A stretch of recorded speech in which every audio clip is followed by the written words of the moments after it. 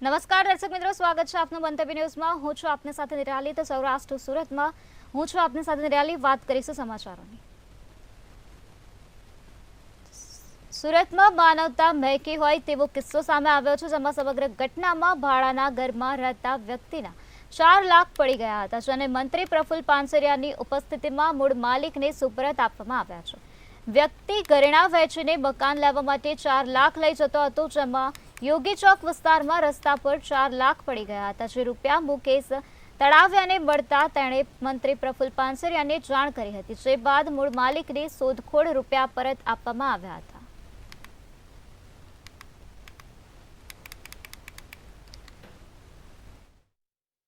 વિસ્તારમાં અશોકભાઈ જીવરાજભાઈ મુંજાણી કે જેઓ પોતે મકાન લેવા માટે પોતાના ધર્મપત્નીના ઘરેણા ઉતારીને એક જ્વેલર્સની અંદર વેચવા જાય છે। આ 4 લાખ રૂપિયા અને સમથિંગ રકમ એના હાથમાં આવે છે। પૈસા બંને જોડે હતા ને પડી ગયા, અને એવા જ સમયે મુકેશભાઈ તળાવિયા જેઓ પ્રમુખ સાયા સોસાયટીમાં રહે છે, એ પણ ભાડાના મકાનમાં એને આ પૈસા મળ્યા છે। હવે તે દિવસે એવું બનેલું કે હું એક મારા મિત્રની દુકાનેથી પૈસાની મારે થોડી જરૂર હતી, એટલે હું ત્યાંથી લઈને આવતો હતો। થેલીની અંદર ટોટલ 4,72,000 રૂપિયા હતા, પણ ગાડીની આગળ મેં થેલી ટીંગાડેલી હતી, પણ બમ્પ આવ્યો જરીક એટલે ખબર ન રહી, પણ એમાંથી નીચેથી થેલી તૂટી ગઈ અને એમાંથી 4 લાખ રૂપિયા મહાલક્ષ્મી સોસાયટીની અંદર પડી ગયા। મારી ફેક્ટરી હું બપોરે 1:30 થી 2 ગાળામાં જતો હતો, તો રસ્તામાં પૈસા પડેલા સોસાયટીની શેરીમાં, અને નીચે પડ્યા એટલે 8 બંડલ એમનું ભાળી ગયું। એટલે મેં કીધું ખોટા છે સાસા છે। પહેલાં એક બંડલ લઈને તપાસ કરી, પછી મેં જોયું કે આ સાસા છે, ખાસા છે। પછી મેં બધા બંડલ લઈ લીધા। પછી આજુબાજુમાંથી બહેનો આવ્યા એને કહી દીધું કે આ કોઈના પૈસા પડી ગયા છે, તો અહીંથી લઈ જાઓ, ઓલા હું મારી ઘરે લઈ જાઉં છું, અને જેના હોય એના લઈ જાય। સુરતના ઓલપાડ તાલુકાના વિકાસના કામોનું લોકાર્પણ વન અને પર્યાવરણ મંત્રી મુકેશ પટેલના હસ્તે બાદલ ગામેથી કરવામાં આવ્યું હતું। વિકાસના વિવિધ કામોમાં પીએમ આવાસ યોજના હેઠળ મંજૂર થયેલ 558 જેટલા નવા આવાસોનું ખાતમુહૂર્ત ઉપરાંત તાલુકાના વિવિધ રોડ રસ્તાઓના સહિત 107 કરોડના કામોનું લોકાર્પણ કરવામાં આવ્યું હતું। આ પ્રસંગે ઓલપાડ તાલુકા પંચાયત પ્રમુખ નીતાબેન પટેલ સહિત વિવિધ આગેવાનો અને લાભાર્થીઓ ઉપસ્થિત રહ્યા હતા।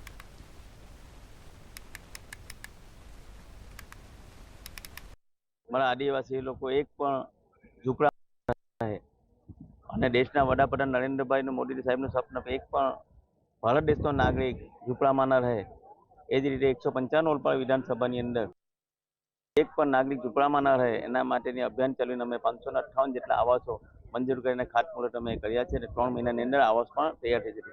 સાથે સાથે 107 કરોડના અલગ અલગ કામોનું પણ આજે અમે ભૂમિપૂજન કર્યું છે, લોકાર્પણ કર્યું છે। રાજકોટના જસદણ તાલુકા પંચાયતમાં 2 સભ્યોને ગેરલાયક ઠેરવવામાં આવ્યા છે। જસદણ તાલુકા પંચાયતના પ્રમુખ અને ઉપપ્રમુખની ચૂંટણીમાં કોંગ્રેસના 2 સભ્યો દ્વારા પક્ષના મેન્ડેટની વિરુદ્ધ જઈ મતદાન કરવામાં આવ્યું હતું। તેની વિરુદ્ધ કોંગ્રેસ પક્ષના લીગલ સેલ દ્વારા કાનૂની પ્રક્રિયા હાથ ધરવામાં આવી હતી। અંતે અધિકારી દ્વારા નિર્ણયના અમલવારી રૂપે કોંગ્રેસ પક્ષના નિશાન પર ચૂંટણી લડેલા બંને સભ્યોને જસદણ તાલુકા પંચાયતના સભ્ય તરીકે ગેરલાયક ઠરાવવાનો હુકમ કરવામાં આવ્યો હતો।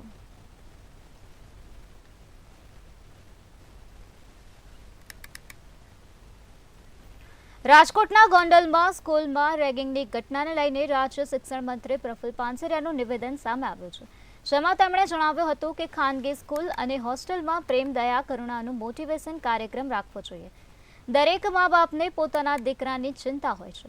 બીજી વાર આ ઘટના ન બને તેનું ધ્યાન રાખીશું। જ્યારે આણંદની શાળામાં શિક્ષકો દ્વારા 2 વિદ્યાર્થીઓને માર મારવા મામલે પ્રફુલ પાનસરિયાએ જણાવ્યું હતું કે શિક્ષક કે આચાર્યને આ રીતની હરકત ન કરવી જોઈએ।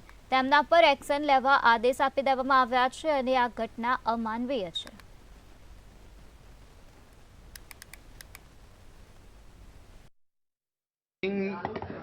નાના વિદ્યાર્થીઓ સામે સામે ઝઘડી અને આ રીતનો એક વિદ્યાર્થીને મારવામાં આવ્યો હતો, એમની સારવાર થઈ છે। એ બંને વિદ્યાર્થીઓને સસ્પેન્ડ કરવામાં આવ્યા છે પોલીસ કેસ, કારણ કે એની એજ હજી 15 વર્ષથી નાની છે. માટે પોલીસના જે માનવ અધિકારના નિયમ પ્રમાણે એની કાર્યવાહી થઈ છે. પરંતુ આ બાબત આપને જાગૃત કરે છે તમામ હોસ્ટેલ, શાળાઓ, કારણ કે એ તો બાળકને પછી આખો દિવસ સાથે ન હોય, પણ આવી ચોક્કસ જાગૃતતાની, પ્રેમ, દયા, કરુણાના પાઠો વિદ્યાર્થીઓને જ એના પ્રાર્થનામાં કે દર મહિને એક મોટિવેશનનો કાર્યક્રમ રાખવો જોઈએ. જે બાળક સામે ઝઘડે, કારણ કે 15 વર્ષના નાની ઉંમરના કુમળી વયના તમારું બાળક કે મારું, એની ઘણીવાર બૌદ્ધિક ક્ષમતા પણ એટલી પેલી ન હોય. પણ જ્યારે શિક્ષકો કે આચાર્યશ્રીઓ આ રીતે નાની પનિશમેન્ટ હોય તો ઠીક છે, પણ આ રીતે મારઝૂડ કરવી એ માનવીયતા વિરુદ્ધની વાત છે. અને એના ઉપર અમે અત્યારે સવારમાં જ નિયામકશ્રીને રજા હોવા છતાં સવારમાં ફોન કર્યો છે, એના પર એક્શન લેવા માટેની સૂચના. જૂનાગઢ પોલીસ તોડકાંડનો મામલો સામે આવ્યો છે, જેનો માસ્ટર માઇન્ડ પીઆઈ તરલ ભટ્ટ હોવાનો ખુલાસો થયો છે. તેમજ 335 જેટલા ડમી એકાઉન્ટો હોવાની પણ માહિતી મળી છે. ત્યારે આઈજી ઇન્ટરનેશનલ રેકેટ હોવાની સંભાવના વ્યક્ત કરવામાં આવે છે. ત્યારે એસઓજી દ્વારા અપાયેલ નોટિસનું તમામ સાહિત્ય કબજે લેવામાં આવ્યો છે. તો આઈજી નિલેશ જાજડિયાએ તમામ તોડકાંડના અધિકારીઓને સસ્પેન્ડ કર્યા છે. ત્યારે આ સમગ્ર ઘટનાની તપાસ હવે એટીએસ કરશે.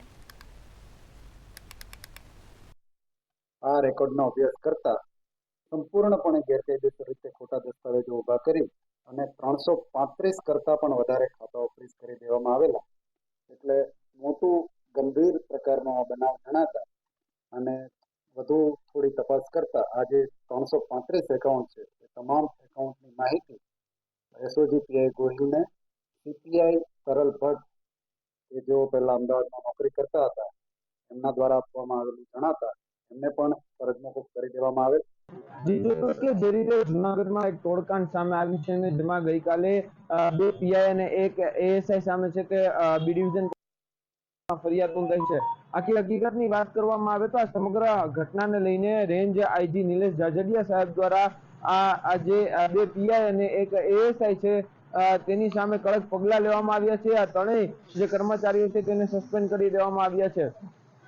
જે રીતે કેરેલાનો એક વ્યક્તિ હતો ને તેનું જે બેંક એકાઉન્ટ છે તે ફ્રીઝ કરવામાં આવ્યું હતું ને તેને ઓનલાઈન બેન્કિંગ કરતા તેનું બેન્કિંગ ન થયું, જેના લઈને તેને એચડીએફસી બેંકના જે મેનેજર છે તેમનો સંપર્ક કર્યો અને તેને પૂછ્યું કે તેના જે ખાતામાં છે તે બેન્કિંગ નથી થતું. તેને ખ્યાલ આવ્યો કે જૂનાગઢ જે સાયબર ક્રાઇમ એટલે કે એસઓજી દ્વારા તેનું એકાઉન્ટ ફ્રીઝ કરવામાં આવ્યું છે. આ સમગ્ર ઘટનાને લઈને કેરળનો જે વ્યક્તિ છે તેમના દ્વારા જૂનાગઢ એસઓજીનો સંપર્ક કરવામાં આવ્યો અને એસઓજી આવી અને સમગ્ર મામલે પૂછવામાં આવ્યું કે શા માટે તેનું એકાઉન્ટ ફ્રીઝ કરવામાં આવ્યું છે, પરંતુ ત્યાં તેને બરાબર જવાબ ન મળ્યો અને 25 લાખની છે તે અધિકારી દ્વારા માંગ કરવામાં આવી હતી. સમગ્ર ઘટનાના પગલે તે રેન્જ આઈજી નિલેશ જાજડિયા સાહેબ પાસે ગત 16 જાન્યુઆરીના રોજ પહોંચ્યો અને સમગ્ર મામલાની રજૂઆત કરવામાં આવી હતી અને બાદમાં જે ડોક્યુમેન્ટ હતા તેની પાસે જે તપાસ છે તે કરવામાં આવી હતી. બાદમાં નિલેશ જાજડિયા સાહેબ જે આઈજી છે તેમના દ્વારા તેમના લીડર પીઆઈને સમગ્ર મામલે અરજી ઉપરથી તપાસ કરવાનું કહ્યું અને તેમાં જે દીપક જાની છે એએસઆઈ તેનું નિવેદન લેવામાં આવ્યું અને નિવેદનમાં ખ્યાલ આવ્યો કે આ સમગ્ર કૌભાંડ છે તે કથિત પીઆઈ છે જે કૌભાંડના માસ્ટર ગણાય છે તરલ ભટ્ટ, તેમના દ્વારા 335 જેટલા જે બેંક ખાતેદારો છે તેમના જે લિસ્ટ આપવામાં આવ્યું હતું એસઓજી પીઆઈને અને કહેવામાં આવ્યું હતું કે આ જે ખાતાઓ છે તેની અંદર ગેરકાયદેસર નાણાંની અવરજવર થાય છે અને છે તે ટ્રાન્ઝેક્શન કરવામાં આવે છે, જેને લઈને આ ખાતાઓ ફ્રીઝ કરવામાં આવ્યા હતા. ખાસ કરીને આની અંદર જે ચોંકાવનારી વિગતો આવી છે કે જે ડોક્યુમેન્ટ છે જે પોલીસ દ્વારા જે કાગળો બનાવવામાં આવ્યા હતા, જે નોટિસો આપવામાં આવી હતી તે ખોટા ડોક્યુમેન્ટ છે તે બનાવવામાં આવ્યા હતા, એટલે કે ખોટા કાગળો છે તે બનાવવામાં આવ્યા હતા, જેને લઈને સમગ્ર મામલે છે તે સમગ્ર મામલો સામે આવ્યો છે અને હાલ રેન્જ આઈજી દ્વારા જે ખુલાસો કરવામાં આવ્યો છે કે 335 જેટલા એકાઉન્ટો છે તે સામે આવ્યા છે ને તે 335 જેટલા એકાઉન્ટો જે ફ્રીઝ કરવામાં આવ્યા હતા. ઇન્ટરનેશનલ રેકેટ હોવાની પણ સંભાવના હાલ વ્યક્ત કરવામાં આવી રહી છે. જ્યારે તરલ ભટ્ટ છે તે અમદાવાદ પીસીબીમાં ફરજ બજાવી ચૂક્યા છે અને ત્યાં જે 200 કરોડનું જે સટ્ટાકાંડ પકડાયું હતું ને તેમાં પણ તે હતા અને ત્યાં પણ તેમણે જે આ કૌભાંડો છે તે આચરવાનું કર્યું હતું ને ત્યાં શંકા જતા જે ડીજી સાહેબ છે તેમના દ્વારા તેમની બદલી જુનાગઢ માણાવદર સીપીઆઈ તરીકે કરી દેવામાં આવી અને હાલ તે જુનાગઢ માણાવદરમાં સીપીઆઈ તરીકે ફરજ બજાવતા હતા અને તેમણે આ જુનાગઢમાં પણ કારસ્તાન કરતા હાલ તેમને સસ્પેન્ડ કરી દેવામાં આવ્યા છે અને તેમની સામે ફરિયાદ નોંધવામાં આવી છે. આઈજી નિલેશ જાજડિયાએ અધિકારીઓને સસ્પેન્ડ કર્યા છે જ્યારે પોલીસ દ્વારા જ ખોટા દસ્તાવેજો છે તે ઊભા કરવામાં આવ્યા છે.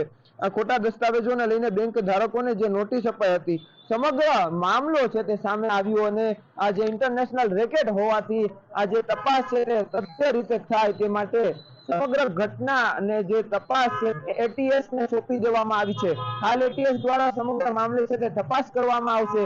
હાલ તો જે પીઆઈ છે તરલ ભટ્ટ તે અનેક કૌભાંડોમાં તેમનું નામ આવી ચૂક્યું છે ને તે વિવાદમાં રહ્યા છે. જુનાગઢમાં પણ આ રીતનું જે આખું કારસ્તાન છે તે રચવામાં આવ્યું ને ખાખી વર્દીને દાગ લગાડવામાં આવ્યો છે. હાલ આ સમગ્ર ઘટના છે તે ટોપ ઓફ ધ ટાઉન બની છે અને પોલીસ બેડામાં મચી જવા પામી છે. હજુ કોઈ આજે ઉપલી અધિકારીઓના નામ સામે આવે છે કે કેમ તે અંગે તપાસ કરવામાં આવશે. આ સમગ્ર મામલે એટીએસ દ્વારા તપાસ કરાશે એટલે ચોક્કસથી કહી શકાય કે થોડાક જ દિવસોમાં જુનાગઢની અંદર એટીએસ ના ધામા થશે. એટલે એટીએસ તપાસ કરવામાં આવશે ને તેમાં ચોંકાવનારા ખુલાસાઓ થઈ શકે છે. 335 જેટલા એકાઉન્ટો છે. રાજકોટમાં વીજ વાયર અડકી જતા 2 જેટલા શ્રમિકોની કરંટ લાગ્યાનો બનાવ સામે આવ્યો છે જેમાં શ્રમિકો દ્વારા બાંધકામનું કામ કરવામાં આવી રહ્યું હતું તે સમયે વીજ તારને અડકી જતા સમગ્ર બનાવ બન્યો હતો ત્યારે આ ઘટના સ્થળે જ 39 વર્ષીય મુકેશ પરમાર નામના શ્રમિકનું મૃત્યુ નીપજ્યું હતું. અન્ય એક શ્રમિકને સારવાર અર્થે હોસ્પિટલમાં ખસેડવામાં આવ્યો છે ત્યારે આ સમગ્ર મામલાની જાણ થતાં સ્થાનિક પોલીસનો કાફલો પણ ઘટના સ્થળે દોડી આવ્યો હતો. પોલીસ દ્વારા મૃતકની લાશને પોસ્ટમોર્ટમ અર્થે સિવિલ હોસ્પિટલ ખાતે ખસેડવામાં આવે છે. મકાનનું કામ એને આપ્યું છે મજૂરને, મજૂરે એની રીતના પાઇપે અમે ફિટ કરી દીધા સુરક્ષા માટે, પણ તોય કેમ હાથ અડી ગયો. એક ભાઈને વધારે લાગ્યું ને એક ભાઈને ઓછું લાગ્યું. જેને વધારે લાગ્યું એ એક્સપાયર થઈ ગયા અને બીજાને અમે મકાનમાં માલિક મારો મોટો ભાઈ, એનું નામ છે દેવસિંહભાઈ, બચુભાઈ વગેરે. હા, કાકા મોટ બાપુના ભાઈઓ અમે. મોરબી સબ જેલમાંથી વધુ એક કેદી મુક્ત થયા છે જેમાં કૌટુંબિકભાઈની હત્યાનો બદલો લેવા અનિલભાઈ દાણાએ પણ હત્યા કરી હતી. જે હત્યાના ગુનામાં વર્ષ 2007માં આજીવન કેદની સજા પામેલ અનિલભાઈ છાસિયાને મુક્ત કરવામાં આવ્યા છે. જેલમાં આવ્યા ત્યારે તેઓ સાક્ષર ન હતા પરંતુ જેલમાં 17 વર્ષ દરમિયાન તેઓએ અનેક અભ્યાસમાં સિદ્ધિ મેળવી છે. ત્યારે અને સરકારી યોજનાનો લાભ લઈને આજે તેઓને સમગ્ર પ્રક્રિયા પૂર્ણ કરીને જેલ મુક્ત કરવામાં આવ્યા છે. મૂળ ધાંગધ્રાના વતની અનિલભાઈને જેલ મુક્તિ મળતા પરિવારમાં હર્ષની લાગણી છવાઈ હતી. તો જેલ મુક્તિ બાદ એક સામાન્ય નાગરિક બનીને સારું જીવન પસાર કરે તેવી જેલ પ્રશાસને આશા વ્યક્ત કરી હતી. દાનાભાઈ છાસિયા, જેની ઉંમર વર્ષ આશરે 52 વર્ષ જેટલી છે, તેમને બી એના કૌટુંબિક ભાઈઓનું મર્ડર થયેલું હતું અને લગભગ આશરે 2005માં એને ધરપકડ કરી અને 2007માં એને આજીવન કેદની સજા ધાંગધ્રા કોર્ટથી કરવામાં આવેલી હતી અને ધાંગધ્રા કોર્ટથી પછી રાજકોટ જેલે રાખવામાં આવેલા હતા અને વતનના લાભની માગણી કરતાં તેને મોરબી સબ જેલ ખાતે રાખવામાં આવેલા હતા. તેમને આશરે લગભગ 17 વર્ષ જેવો સમય જેલમાં કાપેલો છે. 302ના ગુનામાં આવ્યા હતા અને જેલમાં અમારે સાક્ષરતા નહોતા પણ જેલમાં એને સાક્ષરતા બન્યા છીએ અને જેલની અંદર મેં એવી સારી કામગીરીઓ કરી છે. ઇલેક્ટ્રિક કામ પણ શીખ્યા કરીએ છીએ. બાકીના બીજા પણ પ્લમ્બરના અને ઓર્ડર તરીકેની ફરજ બજાવીએ છીએ અને અભ્યાસ પણ કર્યો છે. કોમ્પ્યુટરના અભ્યાસ કર્યા છે, હાર્ડવેર કોમ્પ્યુટરના પણ અભ્યાસ કર્યા છે અને શિક્ષણ બોર્ડ અભિયાન કરેલું જે અમને સુરેન્દ્રનગર મોકલવામાં આવ્યા હતા આઈજી તરફથી. ત્યાં શિક્ષણ બોર્ડ અભિયાનનું 2 મહિના પૂરતા અમે ગયા હતા જ્યાં કેદીઓને ભણાવવા માટે. ત્યાંથી પણ ભણાવીને પાછા આવેલા અને અત્યારે હાલમાં અમને જેલમાં અત્યારે મુક્તિ આપી એના માટે અમે સરકારની અને જેલ ખાતાની અમે આભારી માનીએ છીએ. ગીર સોમનાથમાં આવેલા સોમનાથ મંદિરના પાછળના ભાગમાં મેગા ડિમોલેશન હાથ ધરવામાં આવ્યું હતું જેમાં મોટો પોલીસ કાફલો અને જિલ્લાના અધિકારીઓ હાજર રહ્યા હતા. ત્યારે પોલીસ સ્ટેશન નજીક દરિયાકાંઠાના વિસ્તારમાં સરકારી 15 વીઘા જમીન પર દબાણ દૂર કરવામાં આવ્યા હતા તેમજ 144 થી વધુ કાચા મકાનો સહિતના દબાણોને દૂર કરાયા હતા. ટોટલ 3 હેક્ટર 14-15 વીઘા જેટલી જગ્યા જેમાં રેસિડન્સ આખો વિસ્તાર છે એ બધાને 2 દિવસ પહેલાં નોટિસ આપેલી છે. તમામ સાથે વાતચીત કરેલી છે. એમને પોતાનો સામાન જાતેથી શિફ્ટ કરવો હોય તો એમને ફેસિલિટી પણ પ્રોવાઈડ કરી છે. ઇવન ગઈકાલે સાંજે પોલીસ તરફથી એમના માટે જમવાની પણ વ્યવસ્થા કરી છે અને એમાંથી 30-40% લોકોએ પોતાનો સામાન જાતે શિફ્ટ કર્યો છે. પણ આ જે એરિયા છે આખો સરકારી જગ્યા છે, મંદિર ટ્રસ્ટની જગ્યા છે અને એમાં અમે ડિમોલિશન અત્યારે કરી. અહીંયા 3 હેક્ટર જેટલી જમીનમાં કાચા પ્રકારના રહેણાંકને લગતા દબાણો હતા તે આપણે દૂર કરવાની કામગીરી કરી રહ્યા છીએ.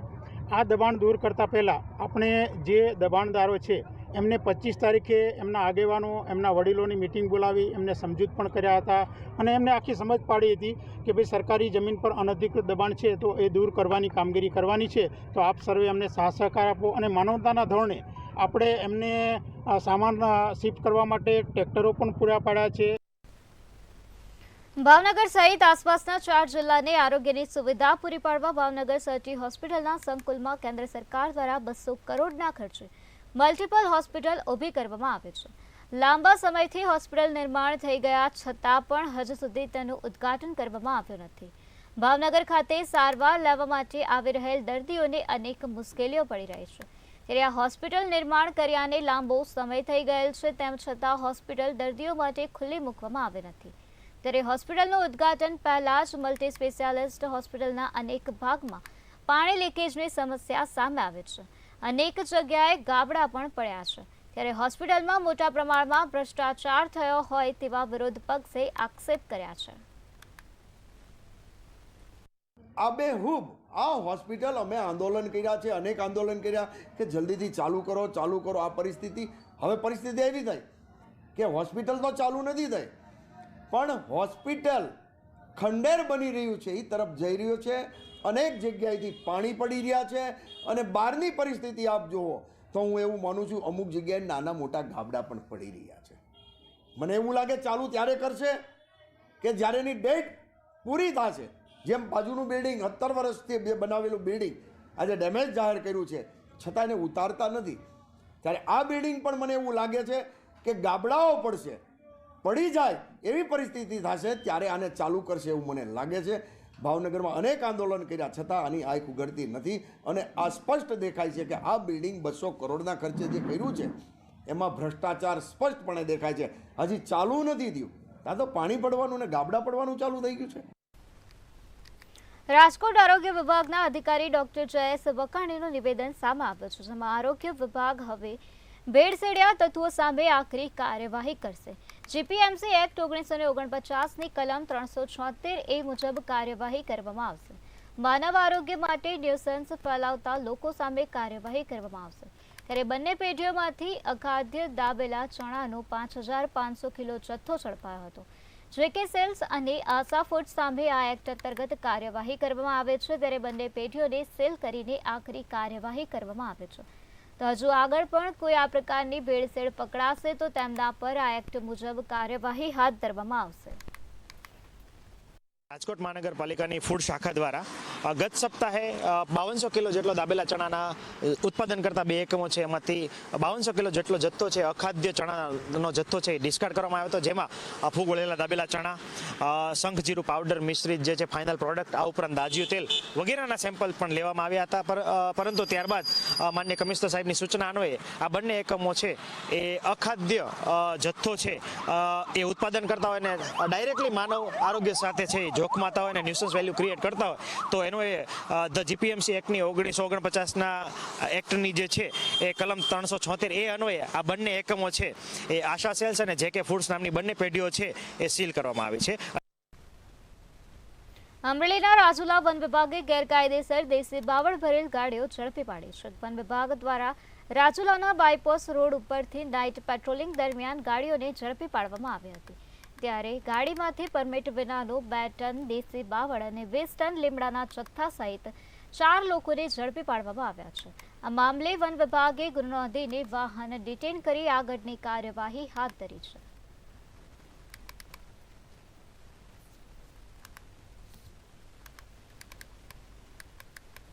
રાજકોટમાં રાજકોટ મ્યુનિસિપલ કોર્પોરેશન તંત્રની ગંભીર બેદરકારી સામે આવે છે. રાજકોટમાં આરએમસી તંત્રની માલિકીવાળા વાહનો પ્રદૂષણ ફેલાવી રહ્યા છે. રાજકોટમાં પ્રદૂષણનું પ્રમાણ વધી રહ્યું છે, જેને લઈ તબીબોએ દાવો કર્યો છે કે વાહનોના પ્રદૂષણથી લોકોના આરોગ્યને જોખમ થઈ રહ્યું છે, જેનાથી ફેફસાને લગતા ગંભીર રોગોનું પ્રદૂષણથી વધારો થઈ રહ્યો છે. પ્રોબ્લેમને કારણે ઘણી વખત જે અપૂર્ણ દહન એટલે કે કમ્પ્લીટ કોઈ પણ ફ્યુલ જે છે પેટ્રોલ ડીઝલ અથવા સીએનજી છે એનું અપૂર્ણ દહન થાય તો કાળો ધુવાળો છે એ આપણને હેવી મેટલ્સની સાથે સાથે કાર્બન મોનોક્સાઇડ અને સલ્ફર સહિતના ઘણા બધા પ્રદૂષકો છે એ વાતાવરણમાં વખતા હોય છે. ખાસ કરીને શિયાળામાં આપણે સવારે અને સાંજે છે એ ફોગ છે, ડેન્સ ફોગ છે જોવા મળે છે. એમાં ખાસ કરીને આવા વાહનો છે એનો ફાળો છે એ વધારે જોવા મળતો હોય છે. આ વાહનો જે છે એનો ધુવાળો છે ડાયરેક્ટલી ઓર ઇનડાયરેક્ટલી તમારા ફેફસા ઉપર છે ખૂબ વિપરીત અસર છે એ કરતા હોય છે. ખાસ કરીને એલર્જન્ટ તમને વ્યક્તિને એલર્જીક રિએક્શન આવવાની શક્યતા છે, શરદી ઉધરસ છે, આ ઉપરાંત કફિંગ અને ઘણી વખત અસ્થમાના રોગી હોય તો અસ્થમાનો એટેક પણ આવવાની શક્યતા વધારે હોય છે. જસદણના નવા ગામ પ્રતાપપુરમાં નૂતન પ્રવેશ દ્વારનું લોકાર્પણ ગોપનાથ મહાદેવના મહંત આત્માનંદ સરસ્વતીના હસ્તે કરવામાં આવ્યું હતું, જેમાં ગામના આગેવાનો, વડીલો સહિત બહોળી સંખ્યામાં લોકો ઉપસ્થિત રહ્યા હતા. ત્યારે આત્માનંદ સરસ્વતીનું ગામના લોકો દ્વારા ભવ્ય સ્વાગત કરવામાં આવ્યું હતું. આ સાથે લોકોને સત્સંગનો પણ લાભ આપવામાં આવ્યો હતો. ત્યારે મહંતે પ્રતાપપુરમાં આવેલ બ્રહ્મર્ષિ છાત્રાલયની મુલાકાત પણ લીધી હતી. તાલુકાના નવાગામ પ્રતાપપુર ગામે બ્રહ્મર્ષિ સંસ્થાન આવતા જૂન મહિને જે મંગલ પ્રારંભ થાય છે. દરેક બ્રાહ્મણોને નમ્ર વિનંતી છે મારા તરફથી કે પોતાના બાળકોને ભણવા માટે મોકલે, જેથી એ બાળકો સંસ્કારવાન થાય, જેથી સમાજ અને રાષ્ટ્ર પણ સંસ્કારવાન, બલવાન બને, જ્ઞાનવાન બને. આની જરૂર છે. સમાજના પથદર્શન માટે આ વિચારોનું માધ્યમ અનિવાર્ય છે. એટલા માટે આવી સંસ્થાઓ પ્રત્યે આસ્થા રાખી અને દરેકે પોતાના સંતાનોને ભણવા માટે મોકલવા જોઈએ. જામનગર રાજકોટ હાઈવે પર ધ્રોલના લયારા ગામ નજીક અકસ્માત સર્જાયો હતો, જેમાં જામનગરથી રાજકોટ ગેબનસા પીરની દરગાહના ઓર્સમાં જતી વખતે બાઇક રેસ દરમિયાન યુવકે બાઇક પરથી કાબુ ગુમાવતા અકસ્માતની ઘટના બની હતી. આ ગોઝારા અકસ્માતમાં બાઇક ચાલક વિમલ પરમાર ગંભીર રીતે ઇજાગ્રસ્ત થતા તેમના મિત્ર દ્વારા વિમલ પરમારને ધ્રોલ સરકારી હોસ્પિટલ ખાતે ખસેડવામાં આવ્યો હતો. ત્યારે હોસ્પિટલમાં ટૂંકી સારવાર બાદ વિમલ પરમાર નામના યુવકનું મૃત્યુ નીપજ્યું છે.